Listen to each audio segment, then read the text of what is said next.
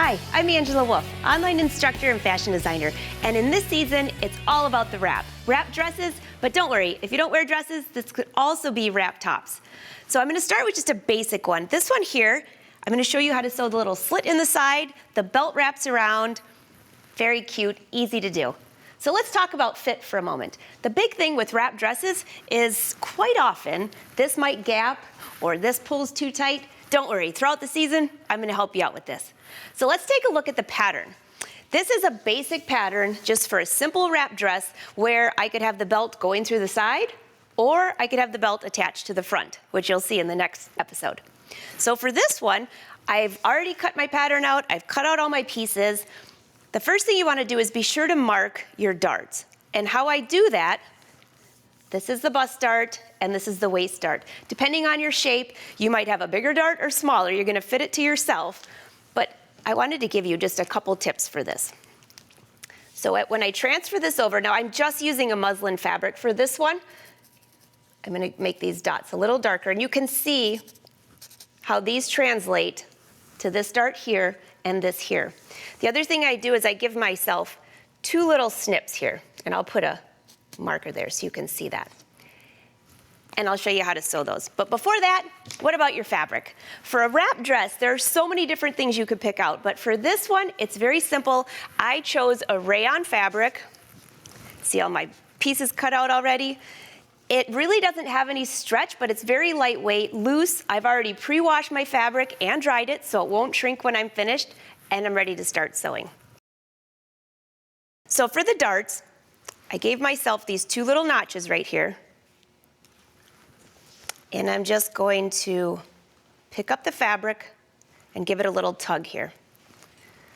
I will match up these two notches. The one thing you want to be careful of, and this is so important, if you go, you never know if your fabric slid a little bit while you cut it out, you want to match these up, but if these go like this and you have a twist in your dart, like this, stop. Start over.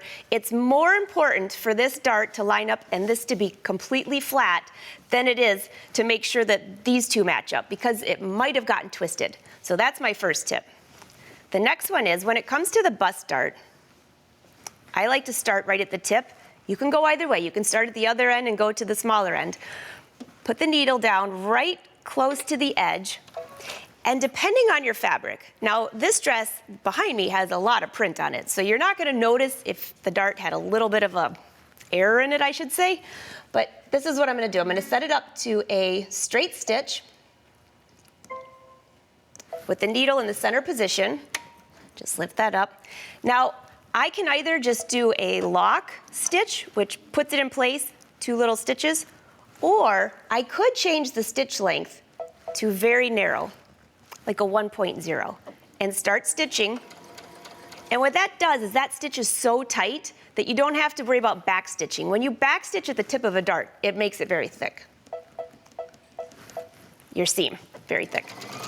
And then I'm just gonna stitch forward and get to this end, and here I will back stitch.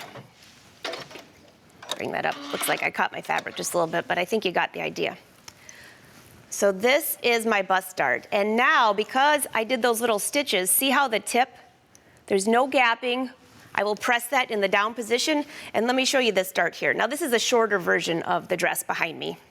I'm gonna take this part here, give it a little tug, and fold this over. If this mark and this mark don't match up perfectly, it doesn't matter. It's about getting these two, and then let's sew the dart again. Starting with a lower stitch, put the needle in a down position right on the edge of the fabric. Start stitching, and then go back up to your regular stitch. Depending on whatever fabric you're using, you might be a 2.5 to 3.0. Stitch around the bust and back down. Again, the dart is going to be fit specifically to your shape. So the dart on the pattern is just a suggestion for you. There you go. Just like this. Now I'm gonna give this a pressing, but one more thing I want to point out here. Do you notice that this is a nice curve and it's not like a pointed dart? That's very important. So let's give this a quick pressing. And I'm just gonna press this in the down position. You press these bust darts going down, and all of the other darts, if it's on the center back or center front, you press them towards the center of the garment. So there we go. So that's the darts. Now let's get to the neckline. This is one of the trickiest parts, so I want to focus on that right here. And if you can't get this part right, you're gonna not want to wear your dress. So let's see. I already have my whole top sewn together. You can see my darts are pressed to the inside. I'm using contrasting threads so you can see this. And you have to sew your shoulder seams together. So I have this entire raw edge, which would go right across my neckline. This is bias tape, cut 2 inches wide, and I've pressed it in half. All right. There's a little trick to this. You can't just sew and it's just gonna stay where you want it to go. So I'm gonna put this in, right? What I'm gonna do is line up my foot right to the edge of the fold and here. It's just an easy way. Bring my stitch length back to a 2.5 and start stitching. Now here's the key. If you watch my hand, I'm not using pins, but I give this a little tug. This front area here can stretch out really easily. You don't need to stay stitched because we're wrapping it with bias. So I give this a little tug, and then I'm holding it to the fabric, and then stitching. Give it a little tug, and stitching. So the bias tape is actually a little bit tighter than the actual top, and what it's gonna do is hold that front area in place so it won't gap open. Now when you get to the shoulder area, it's not as important. You don't want puckers up here, so here I'm just gonna stitch.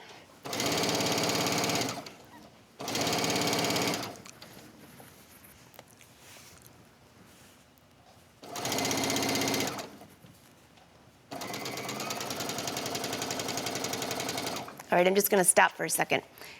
So you can see I've stitched the bias tape right to the front edge. There's no puckering here. But what this does is this holds this in place now, so it won't stretch out. Let me show you the other side that isn't stitched yet. If I didn't do that, look at how much that stretches. So that's what I'm referring to, that this bias tape is gonna hold this in place.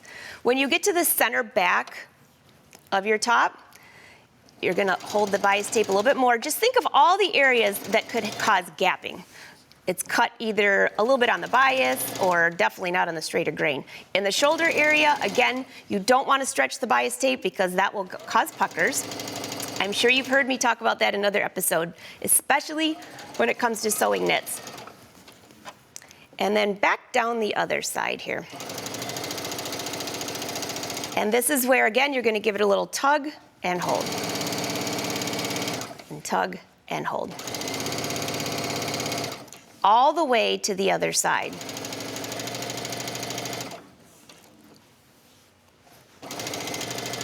Again, so I'm not sewing on the fold. What I'm doing is using the fold as a guide for the edge of my presser foot. So you can see there's the stitch, there's the fold. And the next step that I'm going to do then is to press the seam allowance into the bias tape. So let me go this way, you can probably see better.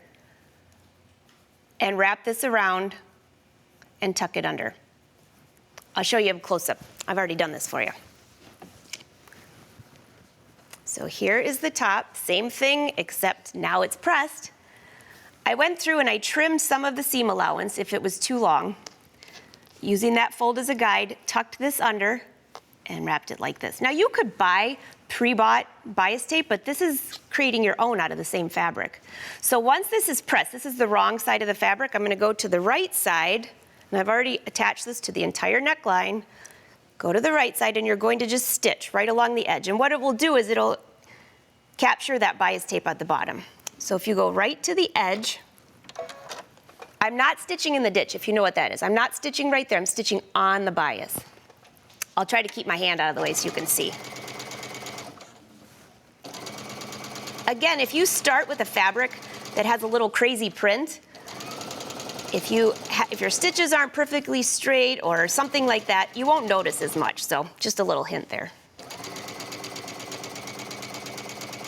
All right, I'm gonna stitch a little further and then I'm gonna take you back up here and see what's left. So let's take a look at what we have. Again, I'm using the contrasting thread so you can see that. So that stitch that right into place. Look, it's not stretching. That's the front of the neckline that was stretching earlier, and it encaptures that bias tape. So let's go back up here, and I just wanted to show you one more thing on here.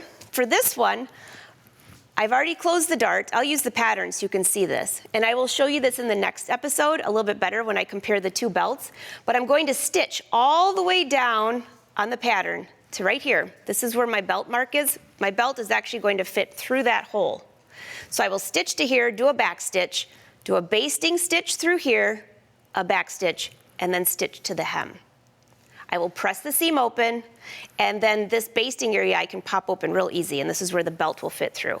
So for this one, you can cut whatever size pattern you want. I actually chose, this is about 5 inches wide, and you can see my stitching. I left it inside out so you can see this.